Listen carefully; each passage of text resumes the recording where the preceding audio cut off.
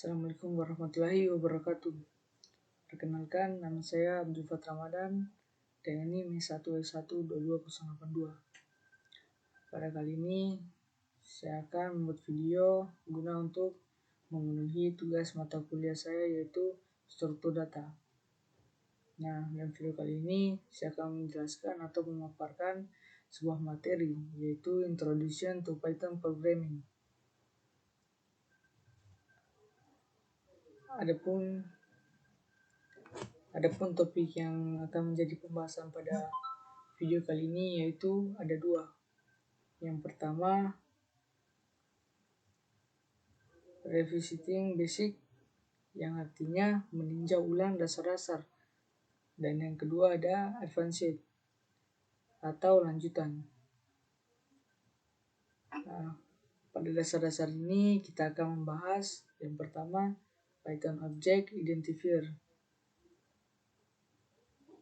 yaitu pengenal yang dimana pengenal atau identifier itu merupakan sebuah nama yang digunakan untuk mengidentifikasi variabel fungsi kelas modul pada kelas modul ataupun objek lainnya ke dalam kode Python. Kemudian yang kedua ada sequence type, yang mana terdiri dari list, tuple, set, dan string, yang dimana merupakan sebuah jenis urutan, yakni list adalah koleksi terurut yang bisa diubah, tuple adalah koleksi terurut yang tidak bisa diubah, set adalah koleksi tidak terurut tanpa duplikat, dan string adalah urutan karakter yang tidak bisa diubah. Selanjutnya ada dictionary class, yaitu adalah koleksi pasangan kunci dan nilai yang biasa kita kenal dengan key and value. Selanjutnya ada operators for sequence and dictionary, yang nantinya kita akan membahas berbagai operator untuk bekerja dengan list tuple set yang termasuk di sequence type dan dictionary. Kemudian ada polymorphism function, yang dimana sebagai fungsi yang dapat bekerja dengan berbagai tipe data. Dan yang terakhir yakni file read and write, atau membaca dan menulis file, yang akan kita bahas bagaimana cara membaca dan menulis ke file di dalam sebuah pemrograman Python. Mungkin itu dia tadi mengenai revisiting basic atau meninjau ulang dasar-dasar. Nah, untuk yang kedua yaitu advance-nya atau lanjutannya, yaitu yang pertama ada exception handling atau penanganan eksepsi, yang maksudnya adalah bagaimana kita akan mengelola kesalahan dan situasi yang tidak terduga dalam program.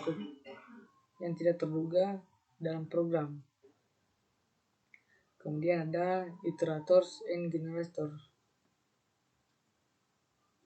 yang akan menjadi pembahas kita, yaitu bagaimana cara efisien untuk mengelola dan menghasilkan urutan data. Ya, pada iterator dan generator ini.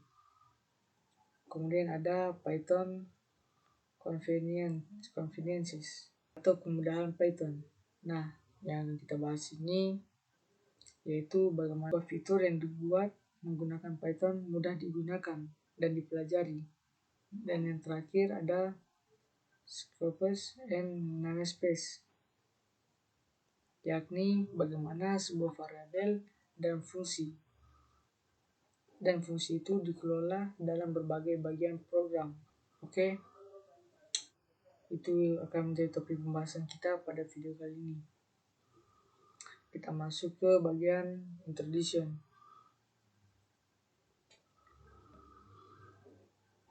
Nah, sebelum kita masuk ke dalam topik pembahasan, terlebih dahulu kita akan masuk ke bagian introduction.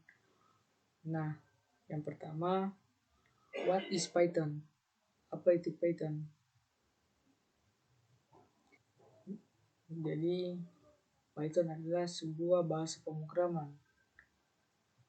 pemrograman yang diinterpretasikan yaitu tidak perlu dikompilasi, kemudian dirancang untuk keterbacaan tinggi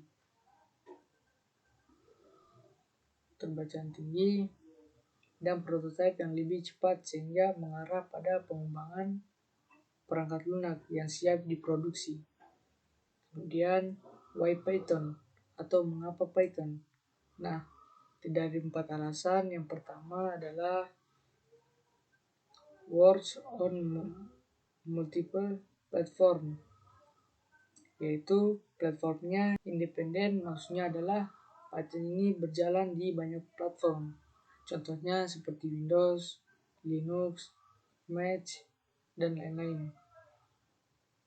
Kemudian yang kedua ada syntax similar to English language, yaitu sintaksnya itu adalah sintaks yang sederhana, yang mana mirip dengan bahasa Inggris, yang dapat menggunakan penulisan dan pembacaan kode. Yang ketiga, write program with fewer lines compared to other programming language. Nah, yang mana efisiensi penulisan kodenya itu kita dapat menulis program dengan lebih sedikit baris ya dibandingkan dengan bahasa pemrograman lainnya. Kemudian selanjutnya atau yang menjadi alasan keempat yaitu runs on interpreter, yaitu adalah sebuah kode dalam pemrograman Python. Itu dapat dieksekusi segera setelah ditulis tanpa perlu lagi dikompilasi terlebih dahulu. Kita lanjut, good to know atau hal yang perlu diketahui. Nah, yang pertama, most recent version is Python 3 with some major update over Python 2. Jadi, pada versi Python ini merupakan sebuah versi yang paling terbaru, yaitu Python 3 yang mana membawa pembaruan besar dari Python 2. Kemudian ada LUDs seperti PyCharm, Eclipse, dan Jupyter, dan lain sebagainya, yang mana dapat digunakan untuk menulis dan menjalankan kode Python. Kemudian bagaimana dan di mana kita akan menulis program Python. Nah, seperti yang telah saya jelaskan tadi, ada yang namanya development. Pada bagian itu kita akan menulis program yang dimana itu terbagi banyak. Ada Jupyter, ada Visual Studio Code, ada Google Colab, dan lain-lain. Nah, pada slide ini dicontohkan dengan menggunakan Google Colab. Jadi untuk teman-teman bisa juga menggunakan Google Colab, bisa juga menggunakan Visual Studio Code, bisa juga menggunakan Jupyter, yang mana itu semua bisa untuk kita menuliskan kode program Python kita dan menjalankannya. Nah, untuk pada pemaparan saya kali ini, saya akan menggunakan Visual Studio Code. Lanjut. Nah, Python Introduction atau pengenalan Python. Di sini terdiri dari beberapa bagian, yaitu yang pertama, an interpreted programming language.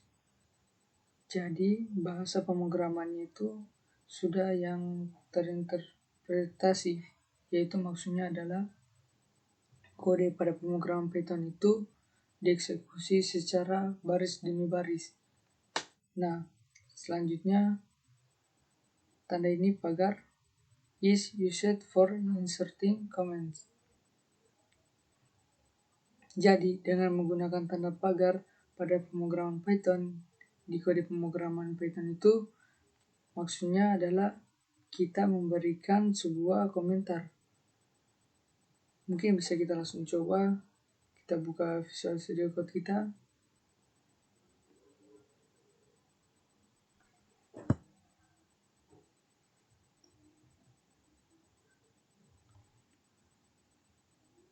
Di sini kita berikan tanda pagar,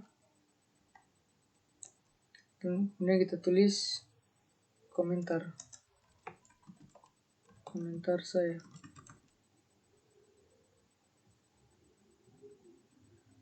Ya, kalau kita jalankan, tidak terdapat apa-apa, walaupun kita menuliskan kode di sini. Namun kita berikan dengan tanda pagar ini, maka akan didefinisikan sebagai komentar, yang mana yang tidak akan ditampilkan pada saat program itu dijalankan. Oke.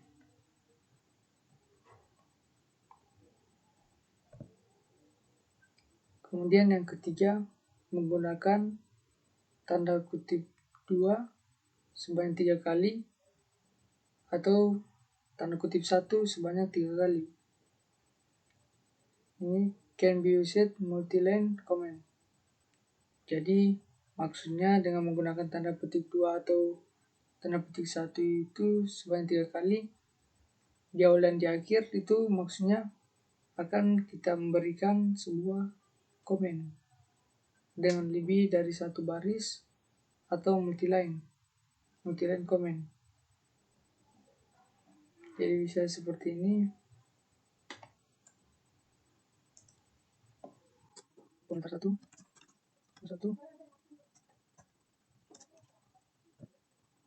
komentar 2, dan komentar 3. Nah, untuk memberikan komentar dengan cara ini menggunakan multi-line comment, maka kita awali di bagian awal itu baik itu tanda kutip 2 sebanyak 3 kali ataupun tanda kutip 1.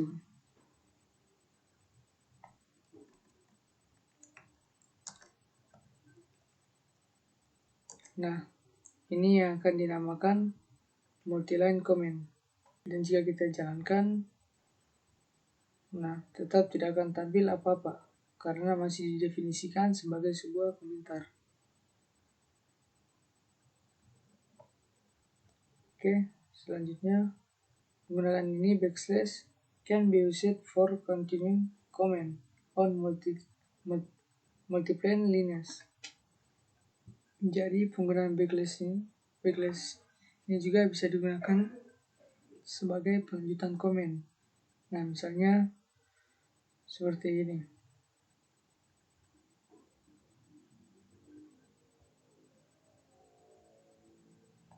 Misalnya kita tulis print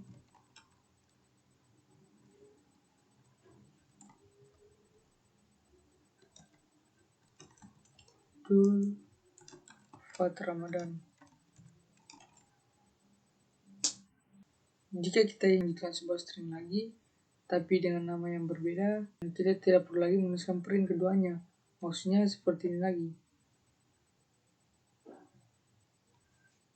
Caranya yaitu dengan kita menggunakan backslash seperti ini.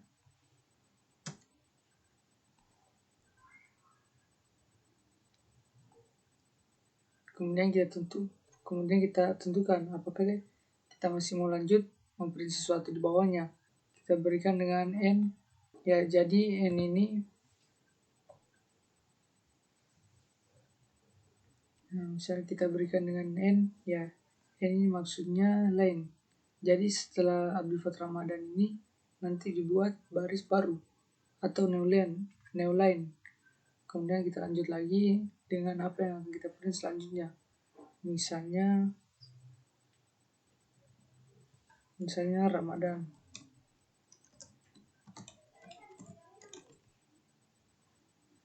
Mungkin seperti ini. Kita coba jalankan. Maka hasilnya akan seperti ini. Abdul Fat Ramadan.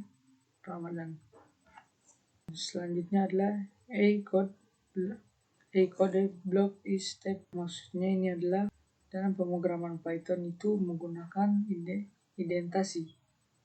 Nah, untuk mendefinisikan sebuah blok kode dalam struktur kontrol, contohnya seperti perulangan dan fungsi. Nah, misalnya contohnya seperti perulangan dan fungsi. Nah, misalnya saya berikan contoh pada fungsi. Misalnya seperti ini.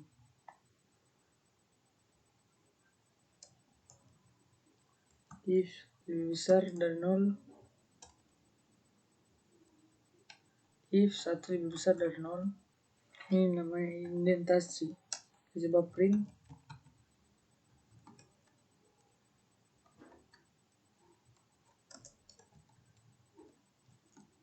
Angka 1 lebih besar.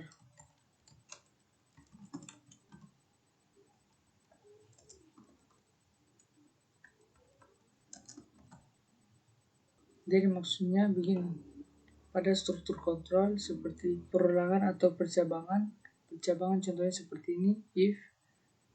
Nah, ketika kita sudah memberikan struktur kontrolnya dan juga kondisinya, itu nantinya akan dijalankan statementnya. Nah, statementnya itu akan bisa dijalankan pada saat dia terindentasi. Nah, coba kita tes. Ini sudah jalan karena statementnya ini kita gunakan indentasi. Kita tidak berikan sejajar dengan si if-nya. Bagaimana kalau sejajar seperti ini? Maka akan terjadi error.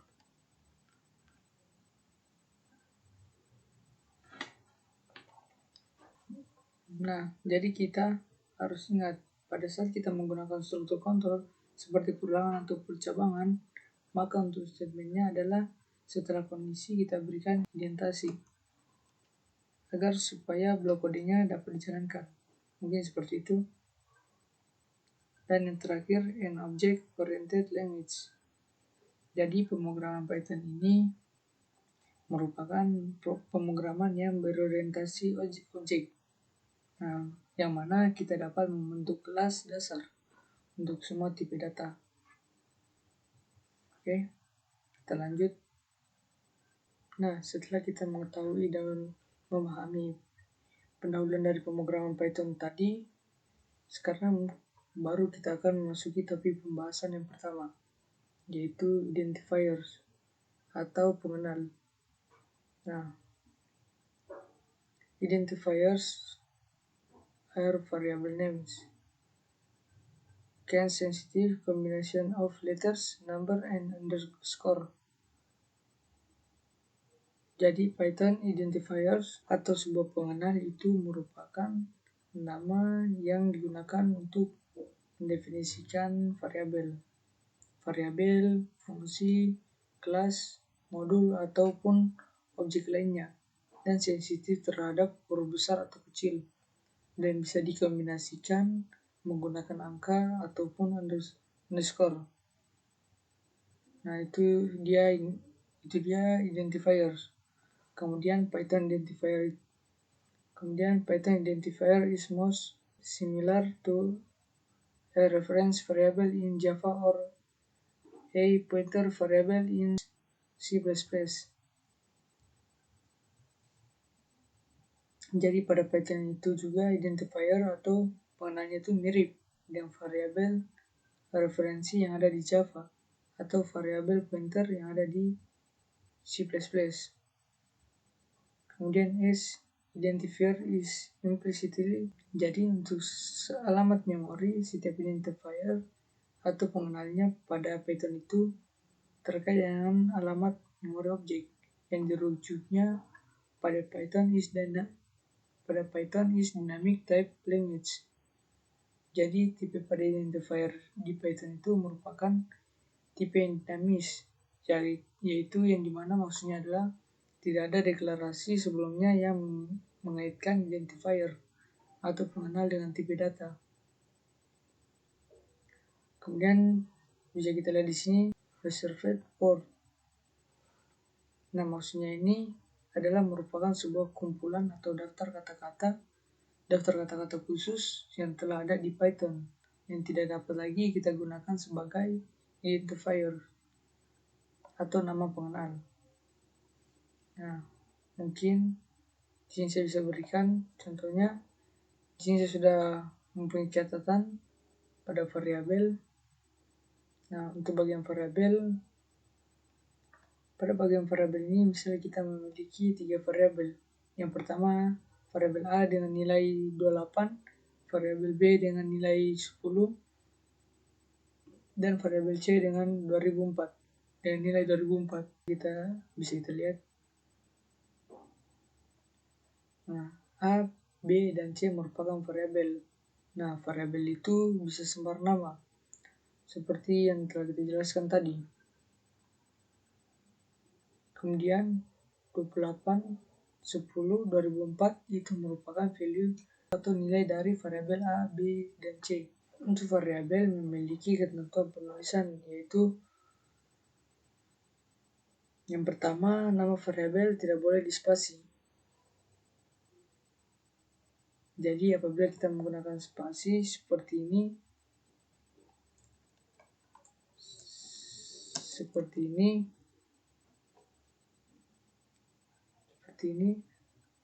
nah maka tidak akan diidentifikasi sebagai identifier atau variabel yang ada. Nah, bagaimana jikalau hal ini kita ingin membuat spasi antar kata? Jadi caranya adalah kita cukup mengganti sisi spasi tersebut, yaitu dengan tanda underscore seperti ini. Kemudian yang kedua, nama variabel itu tidak boleh didahului dengan angka. Nah, misalnya kita dahulukan dengan angka seperti ini, yaitu tidak akan diidentifikasi sebagai identifier atau si pengenal. Yang ada nantinya akan terjadi error. Nah, untuk itu, apabila kita ingin menggabungkan kombinasi angka dan juga string pada nama identifier variabel kita, maka untuk angkanya itu sendiri kita harus tuliskan atau kita akhiri di belakang nama identifier ini. Contohnya seperti ini. Oke, kurang lebih seperti ini mengenai identifier.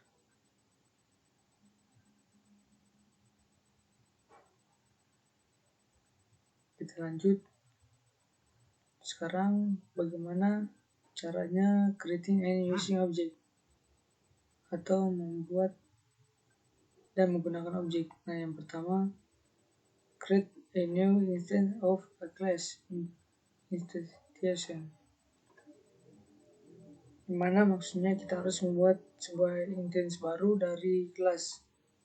Nah, yang dimana Python literal for designating new instance, maksudnya kita merujuk pada instance barunya. Contohnya seperti ini.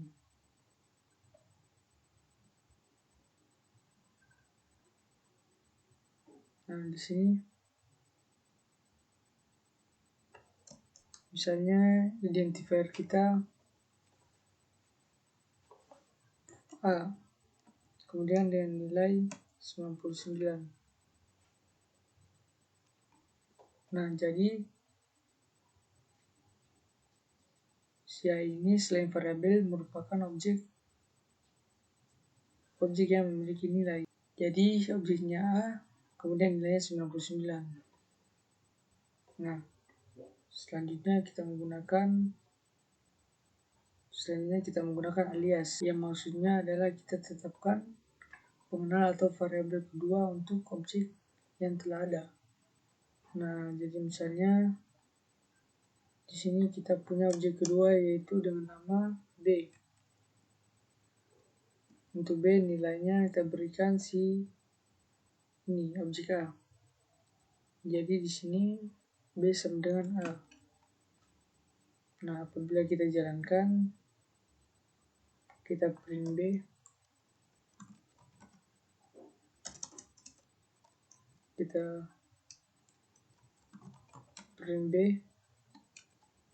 seperti ini.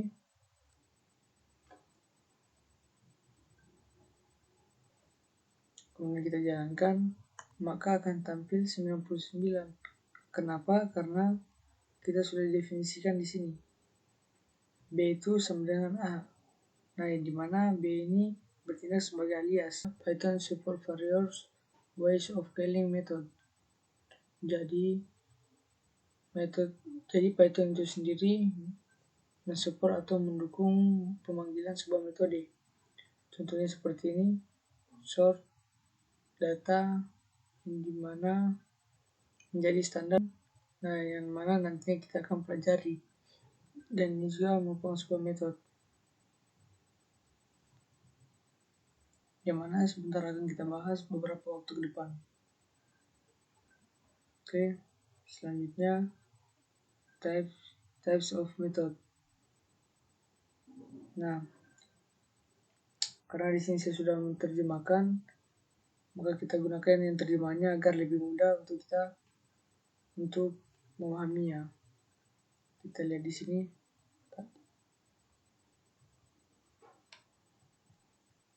Oke, yang ini. Jadi types of method atau jenis metode. Sini yang pertama yaitu aksesor, yang mana mengembalikan informasi tentang keadaan suatu benda, tetapi tidak mengubah keadaannya. Contohnya seperti ini, yang dimana pada bagian template-nya sudah diatur seperti ini. Kita pakaikan aksesor untuk memperoleh atribut-atribut yang telah ada pada konstruktor unit ini. Kemudian jenis yang kedua adalah mutator atau metode pembaruan mengubah keadaan objek. Itu contohnya seperti ini.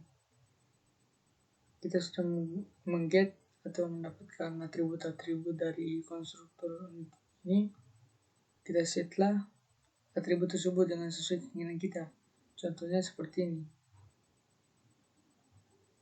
Oke, kemudian yang ketiga, sebuah kelas tidak dapat diubah jika setiap objek dari kelas tersebut memiliki nilai, tetapi pada saat instansiasi dan selanjutnya tidak dapat diubah. Contohnya kelas float, integer, bool, dan string. Mungkin di sini kita langsung coba.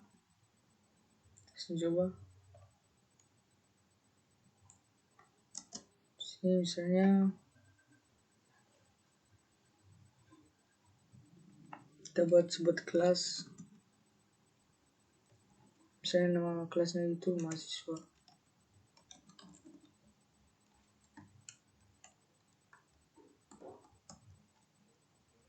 Pertama-tama kita buat fungsi sebagai template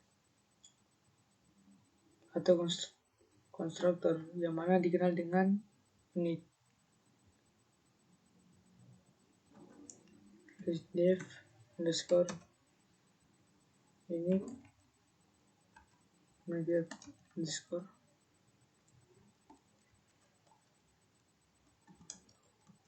parameter selanjutnya misalnya nama, kemudian selanjutnya name. Oke, seperti ini. Kemudian sini kita pilih self nama sama dengan nama.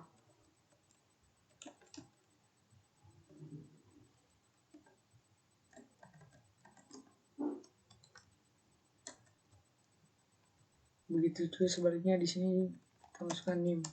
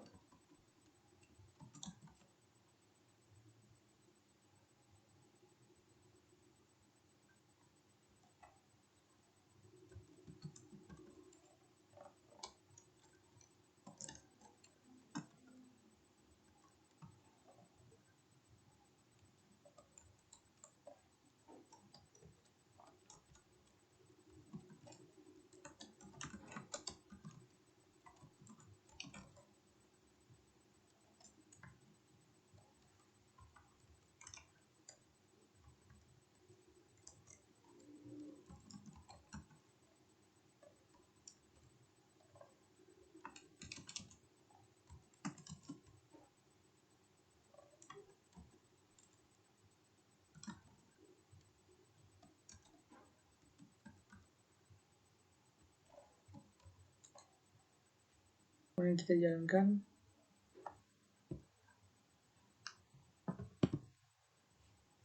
Dan hasilnya seperti ini. Pada bagian pertama, kita peroleh atribut yang masih awal. Kita aturkan seperti ini, yaitu mahasiswa 1 Ramadan 22082. Dan ketika kita menggunakan metode yang kedua, yaitu mutator, kita mengubah keadaan objeknya yang telah ada pada si aksesornya. Jadi namanya berubah jadi Abdul Fatah Ramadan, dan NIM dengan NIM-nya seperti itu. Kita lanjut.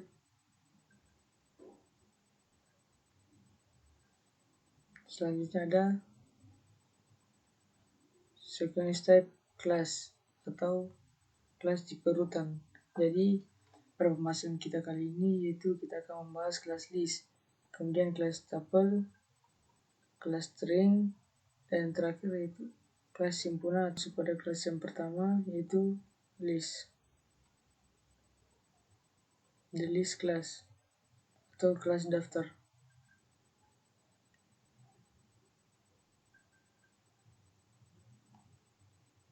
Yang pertama adalah a list instance store a sequence of object, di mana contoh daftar menyimpan urutan objek. Kita bisa lihat contohnya seperti ini. Bisa kita lihat ada angka ini 2, 3, 5, 7, 11, 13, 17, dan seterusnya, merupakan bilangan prima. Nah, apabila kita masukkan ke dalam definisi list yang dimana menyimpan urutan objek, maka akan menjadi struktur yang referensial, karena ini secara teknis list itu menyimpan rangkaian referensi ke elemen-elemen yang merupakan dimana elemen-elemen itu merupakan urutan berbasis array dan bersifat indeks, yang mana indeks itu dimulai dari 0. Jadi daftar atau list dengan panjang seperti ini memiliki elemen indeks dari 0 hingga ini, dari 0 hingga ini, akhirnya menjadi n kurang 1, dan 0 hingga ini, akhirnya menjadi n kurang 1. Jadi misalnya seperti ini, 2, 3, 5 sekian ini disimpan di dalam list, itu akan menjadi indeks yang menjadi, ini menjadi indeks ke 0, ini indeks ke 1, ini kedua, di sini ada 1, 2, 3, 4, 5, 6, 7, 8, 9, 10, 11. Nah, dan di sini bisa kita lihat bahwa rumusnya n kurang 1. Nah, itu jumlah dari urutan elemen-elemennya. Nah, di sini jadi ada 11. Pada saat diindeks, si 11 itu dikurangi dengan 1, sehingga menjadi 10. Oleh karenanya disimpan di dalam listnya. Diindeks dengan urutan berbasis array. Array-nya menjadi 0 sampai ke 10. Oke. Selanjutnya, Python menggunakan karakter ini. Ini tanda kurung siku sebagai pembatas untuk literal daftar, dengan sendiri merupakan daftar kosong. Selanjutnya, konstruktor list, buka kurung yang mana menghasilkan daftar kosong secara default. Namun konstruktor akan menerima parameter apapun yang bertipe iterable. Selanjutnya, daftar adalah urutan yang bisa diubah. Contohnya elemen dapat ditambahkan atau dihapus dari urutan.